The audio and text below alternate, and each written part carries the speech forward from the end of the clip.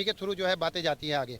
ठीक है, social media का ज़माना है और पत्रकार जो जो होते हैं ये एक स्तंभ होते हैं, खंबा होते हैं जो है देश का, और आप चौथम स्तंभ है। और दूसरी बात ये कि एक रामगिरी महाराज और एक नाजिया करके दो लोग हैं जिन लोगों को तमीज़ ही नहीं है किसी की धर्म की कैसे रिस्पेक्ट की जाती है, इज्जत की जाती है। उन लोगों ने जो है हमारे पैगम्बर नबी करीम सल्लल्लाहु अलैहि वसल्लम की शान में जो है उन्होंने गुस्ताखी की है, ये हमें नाकाबिले बर्दाश्त है। क्योंकि देखिए जिनके सदके में ये पूरी दुनिया का निज़ाम चला है, बना है और कुछ उठाई गिरे लोग जो सिर्फ मामूली सी टीआरपी के लिए अपना नाम चमकाने के लिए जो है किसी एक धर्म को जो है टारगेट करते हैं, उसके खिलाफ अभद्र टिप्पणी करते हैं। तो इन लोगों के खिलाफ हमने ज्ञापन दिया है। खराब करना चाह रहे हैं, वो सरकार का एक रवैया है कि एक आंख बंद है एक खुली हुई है। जो दूसरी साइड से लोग गलत टिप्पणी कर रहे हैं उनके खिलाफ कोई कार्रवाई नहीं होती है, और कोई मुसलमान जरा सी भी कोई भी बात कर देगा उसके खिलाफ फौरन कार्रवाई हो रही है। यहाँ तक कि घर तोड़े जा रहे हैं। अल्लाह के रसूल सल्लल्लाहु अलैहि वसल्लम इस दुनिया के लिए रहमतुल लिल आलमीन बनाकर भेजे गए, ना कि रहमतुल लिल मुस्लिमीन बनाकर भेजे गए। ये लोगों को समझना पड़ेगा। सबसे बड़ी बात यह है कि आप सल्लल्लाहु अलैहि वसल्लम से मोहब्बत हमारे ईमान का हिस्सा है। रसूलुल्लाह सल्लल्लाहु अलैहि वसल्लम हमारे दिल में बसते हैं। हम जब उनके बारे में कोई कुछ कहता है तो हमारे दिल को दर्द होता है, और आप सब समझते हैं। अपोजिट के नाजिया इलाही खान और एक हिंदू नेता है रामगिरी महाराज, इन्होंने पैगंबर साहब के शान में कुछ गुस्ताखी की है, इनका कहना है।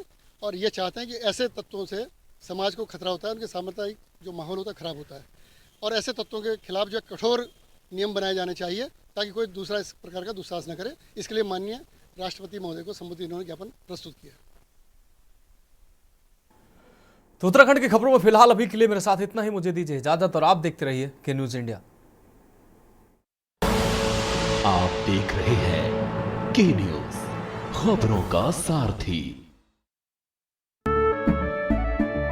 केसरिया से मन जोगी हुआ रे, दिल झूमे देखो मतवारा हुआ रे। केसरिया से मन जोगी हुआ। हर पल मनाओ केसरी त्योहार। विमल, बोलो जुबान केसरी। केंद्र सरकार की पीएम सूर्य घर मुफ्त बिजली योजना का उत्तराखंड सरकार कर रही है सफल संचालन। उत्तराखंड सरकार ने इस योजना के तहत 300 गांवों को किया है चिन्हित, जिन्हें बनाया जा रहा है सोलर ग्राम। तो वहीं शहरों में भी लोग इस योजना का उठा रहे हैं खूब लाभ। उत्तराखंड सरकार की तरफ से चलाई जा रही उत्तराखंड सोलर सब्सिडी योजना के अंतर्गत रूफटॉप सोलर लगवाने पर मिल रही है 2 गुनी सब्सिडी। स्वच्छ एवं नवीकरणीय ऊर्जा की दिशा में सरकार का ये ऐतिहासिक कदम आम लोगों को आ रहा है खूब पसंद। मैंने यहाँ पर प्रधानमंत्री सूर्य घर योजना के अंतर्गत 3 किलोवाट का सोलर प्लांट लगाया है। मेरे को इस पर केंद्र सरकार और राज्य सरकार दोनों तरफ से सब्सिडी मिली है। जब से मैंने ये प्लांट लगाया तब से मेरा बिजली का बिल शून्य हो गया है, और ग्रिड को कुछ यूनिट मेरी जो है यहाँ से एक्सपोर्ट भी हो रही है। सरकार द्वारा इस योजना के तहत 1 किलोवाट क्षमता वाले सिस्टम के लिए लागत का 50% और 2 किलोवाट के लिए 65% तथा 3 किलोवाट के लिए केंद्र से 85,800 और राज्य सरकार से 51,000 रुपए की दी जा रही है सब्सिडी। अगर आप भी बिजली का बिल जीरो करना चाहते हैं तो pmsuryaghar.gov.in पर कर सकते हैं ऑनलाइन आवेदन। इस योजना की खासियत यह है कि उपभोक्ता अपने घर की छत पर ही सोलर पैनल सिस्टम स्थापित करके बिजली उत्पन्न कर सकते हैं। अगर उत्पन्न बिजली घरेलू खपत से अधिक है तो उसे सरकार द्वारा निर्धारित दर पर खरीदा जाएगा। उत्तराखंड सरकार का अगले 3 वर्षों में सौर ऊर्जा प्लांटों के जरिए 2500 मेगावाट बिजली उत्पन्न करने का है लक्ष्य। सौर ऊर्जा से देश भर में 1 करोड़ घरों को 300 यूनिट मुफ्त बिजली मिलेगी। आत्मनिर्भर भारत के संकल्प को पूरा करता उत्तराखंड। ऊर्जा प्रदेश की राह में तेजी से आगे बढ़ रहा है उत्तराखंड। शादी का किचन महके जहां, गोल्डी किचन किंग मसाले 100% हो वहां। जहाँ जाए रिश्ते बनाए गोल्डी मसाले।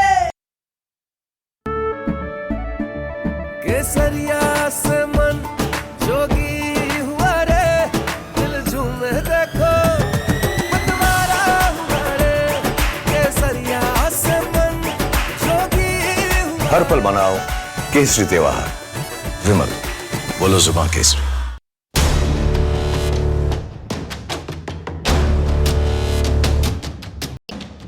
देश के हर गांव, हर शहर उठेगी खबरों की लहर। रोज होगी आपकी बात, जब मैं करूंगी देश की बात।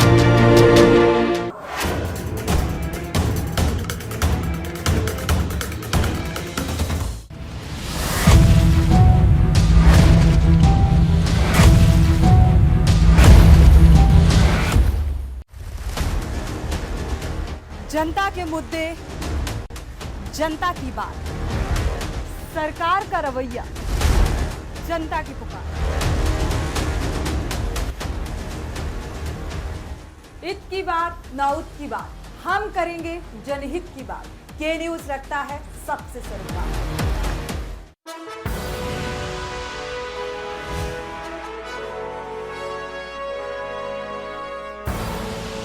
आप देख रहे हैं के न्यूज, खबरों का सारथी। नमस्कार, मैं हूं आपके साथ यशु शुक्ला और आप देख रहे हैं के न्यूज की खास पेशकश, जिसमें बात करेंगे न युद्ध न कलेश, शांति संदेश। पीएम मोदी का यूक्रेन दौरा समाप्त हुआ। प्रधानमंत्री मोदी ने शुक्रवार को राष्ट्रपति वोलोदिमीर जेलेंस्की के साथ व्यापक वार्ता की और यूक्रेन रूस के बीच जारी संघर्ष का समाधान निकालने के लिए एक दूसरे से बातचीत की जरूरत पर बल दिया। इस दौरान प्रधानमंत्री ने यूक्रेन के राष्ट्रपति वोलोदिमीर जेलेंस्की को भारत आने का निमंत्रण भी दिया है। बता दें कि पीएम मोदी ने इससे पहले रूस का दौरा किया था और जब वो यूक्रेन के दौरे पर गए थे तो ग्लोबल मीडिया की नजर उनके इस आधिकारिक यात्रा पर थी। प्रधानमंत्री नरेंद्र मोदी के यूक्रेन दौरे ने न सिर्फ इंटरनेशनल और यूक्रेनी मीडिया से खासी सुर्खियां बटोरी, बल्कि रूसी मीडिया ने भी इस दौरे को प्रमुखता से जगह दी है। देखिए रिपोर्ट। जेलेंस्की के साथ द्विपक्षीय वार्ता में शंकाएं दूर। प्रधानमंत्री नरेंद्र मोदी ने शुक्रवार को राष्ट्रपति व्लादिमीर जेलेंस्की के साथ वार्ता की और यूक्रेन रूस के बीच जारी संघर्ष का समाधान निकालने के लिए एक दूसरे से बातचीत की जरूरत पर बल दिया।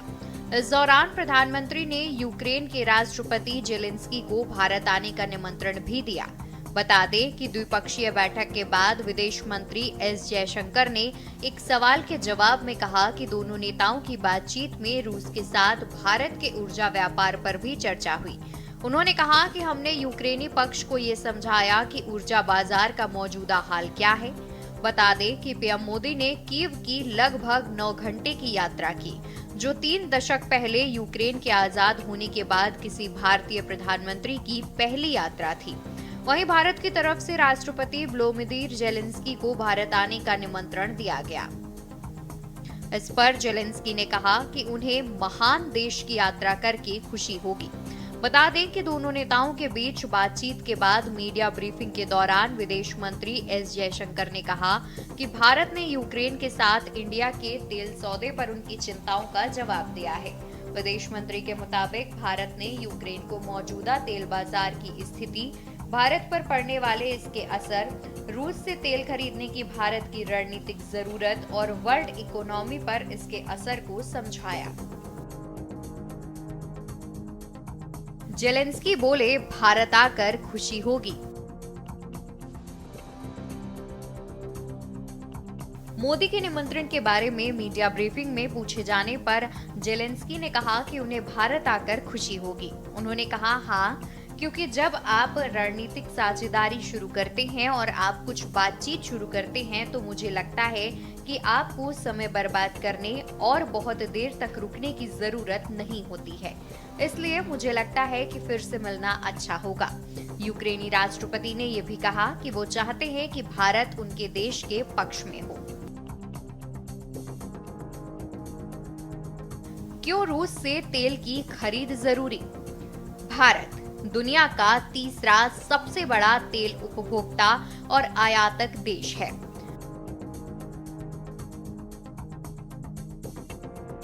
जुलाई में रूस से 2.8 बिलियन अमेरिकी डॉलर का कच्चा तेल खरीदा।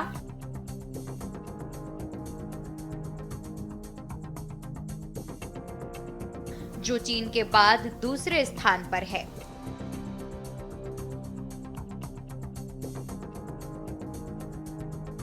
भारत का पक्ष अंतर्राष्ट्रीय अर्थव्यवस्था के हित में है कि तेल की कीमतें उचित और स्थिर रहे।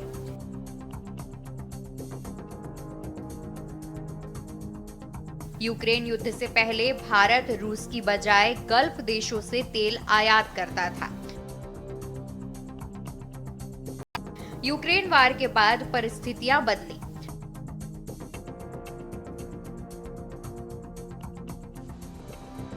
अगर भारत महंगे तेल का आयात करता है तो भारत की अर्थव्यवस्था प्रभावित होगी। अगर भारत खाड़ी या अन्य देशों से तेल का आयात करता है तो वो रूस की तुलना में अधिक महंगा पड़ेगा। भारत की इकोनॉमी पर असर पड़ेगा और अप्रत्यक्ष से इससे दुनिया की अर्थव्यवस्था भी प्रभावित होगी। रूस से तेल खरीदकर भारत ने अपना विदेशी व्यापार और तेल खाते को संतुलित किया है। आपको बता दें कि प्रधानमंत्री नरेंद्र मोदी की पोलैंड और यूक्रेन दौरे को काफी अहम माना जा रहा है। उन्होंने यूरोप यात्रा के दौरान पोलैंड के प्रधानमंत्री डोनाल्ड टस्क के साथ संयुक्त प्रेस वार्ता को भी संबोधित किया। अपने उद्बोधन के दौरान पीएम मोदी ने पोलैंड के साथ भारत के मजबूत संबंधों का बखान तो किया ही, साथ ही इशारों में रूस और यूक्रेन को भी संदेश दे दिया। पीएम मोदी ने दो टूक लहजे में कहा कि वो शांति और स्थिरता की जल्द से जल्द बहाली के लिए डायलॉग और डिप्लोमेसी का समर्थन करते हैं। उन्होंने ये भी कहा कि भारत का ये दृढ़ विश्वास है कि किसी भी समस्या का समाधान रणभूमि में नहीं हो सकता। पीएम मोदी ने पोलैंड के साथ राजनयिक वर्षगांठ के 70 साल पूरे होने पर दोनों देशों के संबंधों को स्ट्रैटेजिक पार्टनरशिप में बदलने का भी ऐलान किया है। प्रधानमंत्री नरेंद्र मोदी की पोलैंड और यूक्रेन दौरे को काफी अहम माना जा रहा है। उन्होंने पोलैंड के प्रधानमंत्री डोनाल्ड टस्क के साथ संयुक्त प्रेस वार्ता को भी संबोधित किया। अपने उद्बोधन के दौरान पीएम मोदी ने पोलैंड के साथ भारत के मजबूत संबंधों का बखान तो किया, साथ ही इशारों में रूस और यूक्रेन को भी संदेश दे दिया। पीएम मोदी ने दो टूक लहजे में कहा कि वो शांति और स्थिरता की जल्द से जल्द बहाली के लिए डायलॉग और डिप्लोमेसी का समर्थन करते हैं। उन्होंने ये भी कहा कि भारत का ये दृढ़ विश्वास है कि किसी भी समस्या का समाधान रणभूमि में नहीं हो सकता। पीएम मोदी ने पोलैंड के साथ राजनयिक वर्षगांठ के 70 साल पूरे होने पर दोनों देशों के संबंधों को स्ट्रैटेजिक पार्टनरशिप में बदलने का भी ऐलान किया। भारत और पोलैंड की मित्रता को मजबूत करने में आपका बहुत बड़ा योगदान है। फ्रेंड्स, आज का दिन भारत और पोलैंड के संबंधों में विशेष महत्व रखता है। आज 45 साल के बाद किसी भारतीय प्रधानमंत्री ने पोलैंड का दौरा किया है। मेरे तीसरे कार्यकाल की शुरुआत में ही मुझे यह सौभाग्य मिला है। इस अवसर पर मैं पोलैंड की सरकार और यहां के लोगों का विशेष आभार व्यक्त करता हूं। आपने 2022 में यूक्रेन कॉन्फ्लिक्ट में फंसे हुए भारतीय स्टूडेंट्स को निकालने के लिए जो उदारता दिखाई, उसे हम भारतवासी कभी नहीं भूल सकते। फ्रेंड, इस वर्ष हमने अपने राजनयिक संबंधों की 70वीं वर्षगांठ मना रहे हैं। इस अवसर पर हमने संबंधों को स्ट्रैटेजिक पार्टनरशिप में परिवर्तित करने का निर्णय लिया है। भारत और पोलैंड के संबंध डेमोक्रेसी और रूल ऑफ लॉ जैसी साझा मूल्यों पर आधारित है। आज हमने संबंधों को एक नई दिशा देने के लिए कई इनिशिएटिव्स की पहचान की है। दो के रूप में हमारी पार्लियामेंट के बीच आजादी है। आर्थिक सहयोग को व्यापक रूप पर फूड प्रोसेसिंग के लिए क्षेत्र में पोलैंड वर्ल्ड लीडर्स में से है।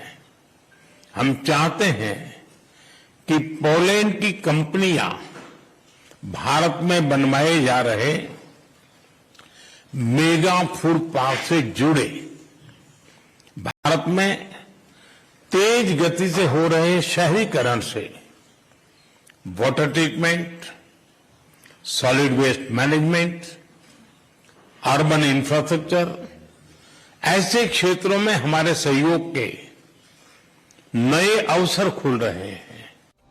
पोलैंड को लेकर बोले पीएम मोदी। पीएम मोदी ने कहा कि भारत और पोलैंड के संबंधों में विशेष महत्व रखता है। बता दें कि 45 साल के बाद किसी भारतीय प्रधानमंत्री ने पोलैंड का दौरा किया। मोदी ने कहा, इस वर्ष हम अपने राजनयिक संबंधों की 70वीं वर्षगांठ मना रहे हैं। इस अवसर पर हमने संबंधों को स्ट्रैटेजिक पार्टनरशिप में परिवर्तित करने का निर्णय लिया है। हम पोलैंड की कंपनियों को मेक इन इंडिया और मेक फॉर द वर्ल्ड से जुड़ने के लिए आमंत्रित करते हैं। पीएम मोदी ने यह भी कहा कि भारत और पोलैंड अंतर्राष्ट्रीय मंच पर भी करीबी तालमेल के साथ आगे बढ़ते रहे हैं। हम दोनों सहमत हैं कि वैश्विक चुनौतियों का सामना करने के लिए संयुक्त राष्ट्र संघ तथा अन्य अंतर्राष्ट्रीय संस्थानों में रिफॉर्म वर्तमान समय की बात है। Clean coal technology, green hydrogen, renewable energy, artificial intelligence भी हमारी साझी प्राथमिकता के विषय हैं। हम पोलैंड की कंपनियों को make in India and make for the world से जुड़ने के लिए आमंत्रित करते हैं। फिनटेक, फार्मा, स्पेस ऐसे क्षेत्रों में भारत ने अनेक उपलब्धियां हासिल की है। हमें इन क्षेत्रों में अपना अनुभव पोलैंड के साथ साझा करने में खुशी होगी। रक्षा के क्षेत्र में करीबी सहयोग हमारे गहरे आपसी विश्वास का प्रतीक है। इस क्षेत्र में आपसी सहयोग को सुदृढ़ बनाया जाएगा। इनोवेशन और टैलेंट हमारे दोनों देशों की युवा शक्ति की पहचान है। स्किल्ड वर्कफोर्स की भलाई के लिए, स्किल्ड वर्कर्स की भलाई के लिए और मोबिलिटी को बढ़ावा देने के लिए दोनों पक्षों के बीच सोशल सिक्योरिटी एग्रीमेंट पर सहमति बनी है। फ्रेंड्स, भारत और पोलैंड अंतर्राष्ट्रीय मंच पर भी करीबी तालमेल के साथ आगे बढ़ रहे हैं। हम दोनों सहमत हैं कि वैश्विक चुनौतियों का सामना करने के लिए संयुक्त राष्ट्र संघ तथा अंतर्राष्ट्रीय संस्थानों में रिफॉर्म वर्तमान समय की मांग है। आतंकवाद हमारे लिए एक बड़ी चुनौती है। मानवता में विश्वास रखने वाले भारत और पोलैंड जैसे देश ऐसे और अधिक सहयोग आवश्यक है। उसी तरह क्लाइमेट चेंज हमारे लिए साझा प्राथमिकता का विषय है। रूस यूक्रेन में डायलॉग और डिप्लोमेसी को समर्थन। पीएम मोदी ने रूस यूक्रेन युद्ध और मध्य पूर्व संकट का उल्लेख करते हुए कहा कि किसी भी संकट में मासूम लोगों की जान की हानि पूरी मानवता के लिए सबसे बड़ी चुनौती बन गई है। हम शांति और स्थिरता की जल्द से जल्द बहाली के लिए डायलॉग और डिप्लोमेसी का समर्थन करते हैं। इसके लिए भारत अपने मित्र देशों के साथ मिलकर हर संभव सहयोग देने के लिए तैयार है। यूक्रेन और पश्चिम एशिया में चल रहे संघर्ष हम सभी के लिए गहरी चिंता का विषय है। भारत का ये दृढ़ विश्वास है कि किसी भी समस्या का समाधान रणभूमि में नहीं हो सकता। क्या बदल रही है भारत की विदेश नीति? सोवियत संघ के विघटन के बाद यूक्रेन 1991 में अस्तित्व में आया। इसके बाद से ही भारत ने यूक्रेन से राजनयिक संबंध स्थापित कर लिए थे। यूक्रेन ने एशिया में अपना पहला दूतावास 1993 में भारत में खोला था। सोवियत संघ के विघटन और रूस बनने के बाद भारत ने जितनी दोस्ती रूस से निभाई उतनी यूक्रेन से नहीं निभाई। यूक्रेन के पड़ोसी पोलैंड से भारत के संबंध काफी मधुर रहे हैं।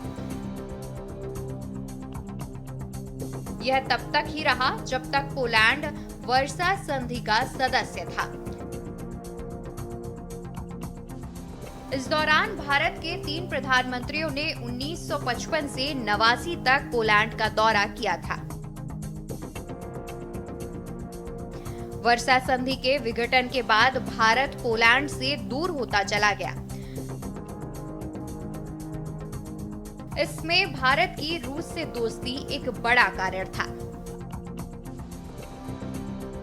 प्रधानमंत्री मोदी की इन दोनों देशों की यात्रा भारत की विदेश नीति में एक बड़े बदलाव का प्रतीक है।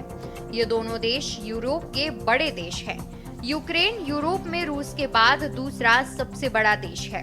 पोलैंड और यूक्रेन जनसंख्या के मामले में 7वें और 8वें नंबर पर है। अगर अर्थव्यवस्था की बात करें तो पोलैंड मध्य यूरोप की सबसे बड़ी और यूरोप की 8वीं बड़ी अर्थव्यवस्था है। इससे पहले भारत की विदेश नीति में पूरे यूरोप के साथ संबंध अपेक्षाकृत कम प्राथमिकता वाला रहा है। भारत का जोर यूरोप के 4 बड़े देशों ब्रिटेन, रूस, जर्मनी और फ्रांस के साथ संबंध को सुधारने और प्रगाढ़ बनाने पर रहा। लेकिन नरेंद्र मोदी के प्रधानमंत्री बनने के बाद इस नीति में बदलाव आया। भारत यूक्रेन में व्यापार। फरवरी 2022 में यूक्रेन पर रूस के हमले के बाद से भारत यूक्रेन व्यापार में कमी आई। 2021-22 में दोनों देशों ने $3.39 अरब का व्यापार किया था। ये 2022-23 और 2023-24 में घटकर $0.78 अरब और $0.71 अरब रह गई। लेकिन इस युद्ध ने यूक्रेन से संबंधों को सुधारने का एक अवसर भी उपलब्ध कराया। इस लड़ाई में भारत ने किसी का पक्ष नहीं लिया है।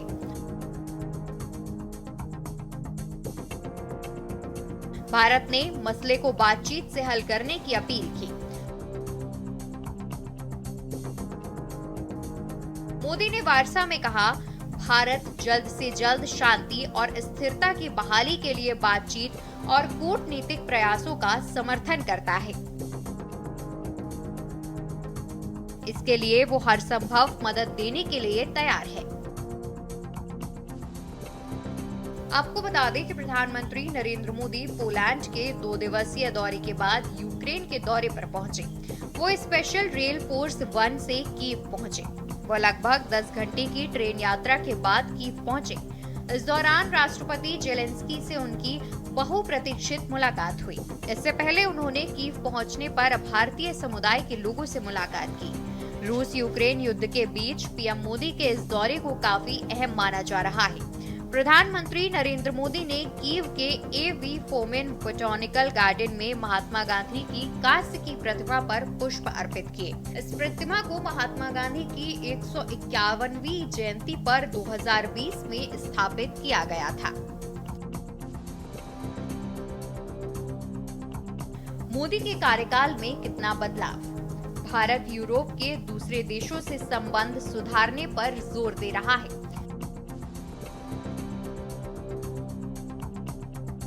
पीएम के रूप में अपने पहले 2 कार्यकाल में मोदी ने 27 बार यूरोप की यात्रा की।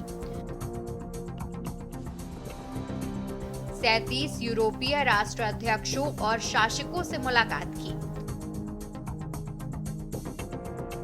वहीं एस जयशंकर ने विदेश मंत्री के रूप में अपने पहले कार्यकाल में 29 बार यूरोप की यात्रा की।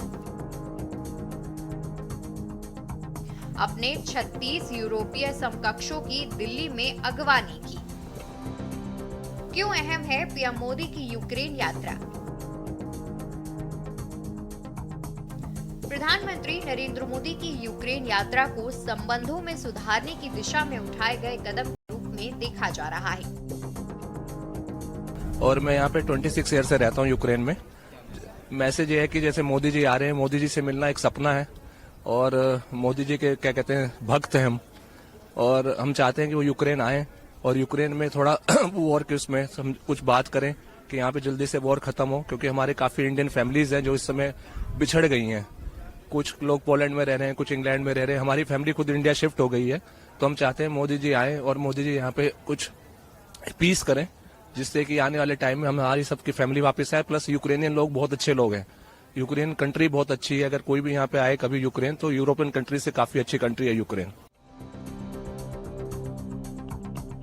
दरअसल युद्ध खत्म होने के बाद यूक्रेन में होने वाली पुनर्निर्माण की गतिविधियों में भारत संभावनाएं तलाश रहा है। दोनों देशों में रक्षा सहयोग की बड़ी गुंजाइश है। भारत कृषि के क्षेत्र में यूक्रेन की महारत का भी लाभ उठा सकता है।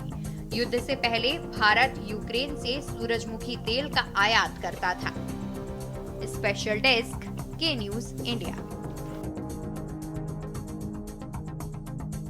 खास पेशिश में तही देखते रहिए के न्यूज इंडिया। नमस्कार, आप देख रहे हैं के न्यूज, खबरों का सार।